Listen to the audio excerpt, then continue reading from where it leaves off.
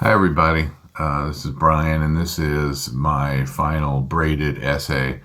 I'm not going to read the whole thing because it's 15 pages long, but I'm going to take a chunk out of the middle that I have little concerns how it works, and then maybe I'll jump to the end too, since I had a lot of feedback on the end of my last segment. There's no hard and fast rule on what makes a lowrider, other than they are fashioned for low and slow cruising. Lowriders are typically American cars from the 50s to the 70s that have had their suspension modified so that the bodywork sits very close to the ground. Some have pneumatic or hydraulic actuators fitted so that that height is adjustable. A subset includes the ones we've seen that can jump up and down or drive down the road at weird angles with one wheel off the pavement. The other primary characteristic is the paintwork, which can be quite elaborate. Lowriders first appeared in the Southwest in the 1930s, but it wasn't until post-World War II that the form truly blossomed. These rolling artworks were not only magnificent custom cars, but served a couple of social purposes as well. Southern California Chicanxes were typically oppressed, excluded, and kept segregated in specific neighborhoods. By driving their lowriders through neighboring areas, they were able to expand their space by increasing awareness, knowledge, and acceptance of Chicanx culture. Lowrider art was initially abstract or geometric, but by the 1960s, artists were including many symbolic and evocative images. Images of the new Aztlan, or Aztec homeland, ensured viewers that they belonged, and they should be proud of their heritage, and one day they may reclaim what was theirs. Other murals depicted the Virgin of Guadalupe, often seen as a symbol of hope and of resistance to oppression. This was and is custom car as a revolutionary statement, fueling self-esteem, reinforcing positive values, and pushing back on power structures, all while making the Chicanx identity and artwork visible outside of the barrio. So it's sad when these cultural icons, these rolling statements, come to be associated with gangs and violence. Negative portrayals by Chicanxes in Hollywood and in the media have fueled this false association. Police harassed the lowrider community and used the false presumption of gang activity as a reason to remove Chicanxes from white neighborhoods. This is sad, and it's ironic because the whole point of the art form was about expressing authentic cultural identity and overcoming oppressive stereotypes. Lowrider culture has spread far from its East LA roots and is common all over the Southwest and as far east as Colorado and Texas. In fact, the National Lowrider Club Registry at lowrider.com lists hundreds of lowrider clubs covering every state. And the best part is you don't even have to have a car. A lowrider can be a truck, a motorcycle, or even a bicycle. My first bicycle was a rusty turd that Dad bought from a classified ad in the newspaper for $5. It was of an indeterminate color and very heavy. It was perfect for riding under a low-hanging branch in the neighbor's yards, which I would grab at the last moment, letting the bike go on without me and watching as it crashed in a heap. At 12, I fancied myself quite the bicycle mechanic and had taken to modifying my rides. Eventually, after multiple upgrades, I had a bicycle with actual gears and a banana seat. Along with some friends, we built Frankenstein bikes from all the spare parts we had accumulated. Bikes with different sized wheels on either end. High seats and low handlebars, low seats and high handlebars.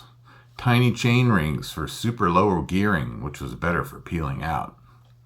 Ridiculously tall sissy bars and metal flake paint jobs announced our gang's presence, riding low and slow down Green Road. Eventually, the various bicycle shenanigans became boring, and I encountered my first mini bike. These were crude little affairs with small fat tires, no suspension, and a lawnmower engine. Owning one not only placed you on a pedestal in the local social scene, but it ensured lots of groovy scars, scabs, and embellished tales about how you got them. Dave Smith had a mini bike, and he was the envy of the neighborhood. He had disabled the governor on his machine, and he could reach a death-defying 25 miles an hour. Soon after, the Nicholson boys, whose family was rich by the standards of the day, got little Honda mini bikes. These were much more sophisticated, practically motorcycles. If I begged hard enough, they might let me take a spin, but it was never enough for me. I ached for one of the little bikes. I wanted it so bad that I couldn't stand it. It was more fun than I had ever imagined possible, and life simply wasn't worth living if I couldn't have one. I begged, I cajoled, I was ready to sell my soul to the devil for some internal combustion. My parents scoffed, ultimately throwing down the gauntlet that if I wanted it, I had to buy it myself. Imagine a group of up to 100 motorcycles following a leader that none are allowed to pass. Some are dressed in black leather, others have silk jackets emblazoned with the rising sun, or kanji letters, or they sported hachimaki headbands. They take over the boulevards of certain Japanese cities during the evening, smashing things with their homemade weapons, weaving in and out of traffic, and in general creating havoc. Their bikes are highly modified with extended fairings, tall handlebars, and high seat backs. There's an air of ritual to their shenanigans as they ride along in formation, revving their unmuffled bikes. In Japan, these bosozoku formed in the wake of World War II, and the personal style is kind of a mash-up between PTSD and American greaser culture. Veterans, including unassigned kamikaze pilots, were often at loose ends after the war and turned to modifying cars and bikes. And then, inspired by the rebel without a cause ethos from America, that led them to form gangs and engage in antisocial misbehaviors. The moniker Bosozoku translates roughly into violent speed tribes, which is fair given the amount of trouble that they are known for. Besides the greaser look, black leather jackets, pompadour hairstyle, there remains an identification with the samurai or even kamikaze subcultures. They are almost universally teenagers, and they view their rebellion against traditionally staid Japanese culture as a form of social protest. The hell-raising ways of the Bosozoku often make them a fertile recruiting ground for Japanese organized crime, including the Yakuza. There are, of course, posers and hangers-on who adopt the style but not the cultural roots. In fact, some believe the real Bosozoku are in steep decline since their numbers peaked in the 1980s. But even as these rebels start to fade, their aesthetic has migrated to four wheels. The violence of those Bosozoku is more in the crazy styling. Comically overstated fins and wings out front and 5-foot-tall exhaust pipes sticking straight up in the back, typically applied to a 70s or 80s Japanese sedan.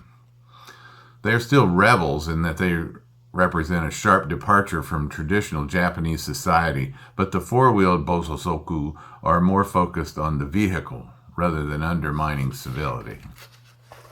Okay, I'm going to jump to the end section because a lot of you gave me feedback on the last segment about that. So it actually appears in like an epilogue. I wish I could say that working on machines was somehow a metaphor for life, but the comparisons are shaky, so I won't. But I will say that spinning wrenches and obsessing over machines in general and wheeled vehicles in particular has been a true constant in my life. It's an obsession that I only recognized in retrospect, and upon reflection, I still don't completely understand the attraction. It typically involves frustration, dirty fingernails, and lots of money. I think I do it to prove to myself that I'm able to understand how things work, because that somehow gives me a sense of control. Or maybe I just like cars. Car culture is so richly varied and encompasses so many contexts, social functions, and cultural dimensions that the term by itself is nearly useless. Millions of people share the obsession to rally around specific wheeled creations. And it's not just about the car. The shared cultures that coalesce around cars, however, may be in decline, largely in part of our efforts to find more carbon-neutral forms of transportation, including shared cars, public transportation, and self-driving cars. Some say the era of automobility has peaked Tim Dant says in the Encyclopedia of Consumer Culture, but as the driver becomes disconnected from the control of the vehicle's speed, direction, route, and maneuverability, and as cultural pressure to demonstrate restraint through choice of small, shared green car increases, the opportunities for expressions of personal identity through a car as a possession and as a cultural practice will become increasingly limited.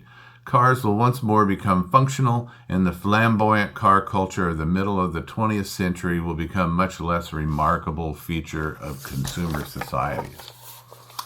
There's undoubtedly some truth in this statement, but the shape of the curve is likely overstated. Consider this. The Tesla is the current epitome of green vehicle, fully electric, and well on its way to autonomy. According to the Tesla directory, there are currently 115 Tesla owners clubs. Their forum has 1.7 million posts. Car clubs, like all communities, have always been about locating people that share your interests. But even without the internet's ability to forge new communities, the fetishism will likely continue for a bit yet. Sure, vehicles are consumer products, but they also represent artistic expression and cultural identity, lowriders, a form of social protest, bosozoku, a lifestyle, regair, or in my case, a lifelong obsession that has opened all of these doors and more for me. Effortless mobility and the communities it engenders are central to the global psyche. And while the importance of cars and their role in postmodern transportation may wane, it seems unlikely that the fanatics that surround them are going anywhere.